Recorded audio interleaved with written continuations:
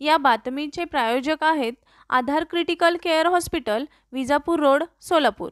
शहरातील डॉक्टर वंश पायन स्मृती शासकीय वैद्यकीय महाविद्यालयातून चांगल्या मार्क्सने MBBSची पदवी प्राप्त केलेल्या आदित्य नांबियार याने नशेत दोन्ही हातांची नस कापून घेतली आहे। त्यानंतर बाथरूममध्ये जाऊन त्याने स्वतःचा गळा चिरून घेतला होता।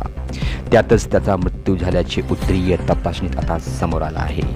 मूळचा केरळ येथील आदित्य हा अभ्यासात हुशार होता। सध्या त्याचे आई वडील नवी मुंबईत राहायला आले आहेत। आदित्यला डॉक्टर करायचे त्यांचे स्वप्न होतं। त्याच्या शासकीय कोठ्यातून 2019 मध्ये MBBSला नंबर लागला होता।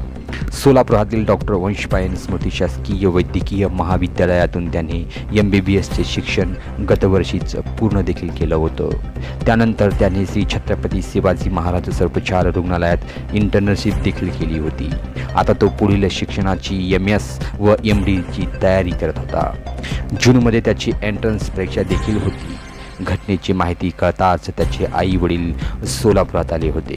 डॉक्टरकीची पदवी प्राप्त आदित्यने टोकाचे पाऊल का उचललं याचा शोध सध्या पोलीस उपनिरीक्षक अशोक तरंगे हे घेत आहेत। आदित्य हा रात्री आई वडिलांशी बोलला होता, पण सकाळी त्याच्या आईने त्याला कॉल केलं होतं। तो कॉल उचलत नसल्याने चिंतेतील आई वडिलांनी त्याच्या मित्राला त्याच्या रूमकडे जायला सांगितलं।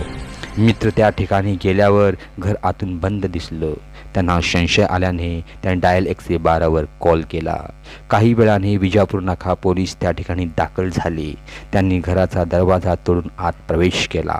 बाथरूम देखील आतून बंद होतं। बाथरूम उघडल्यावर आदित्य रक्ताच्या थारोळ्यात पडलेला दिसून आला।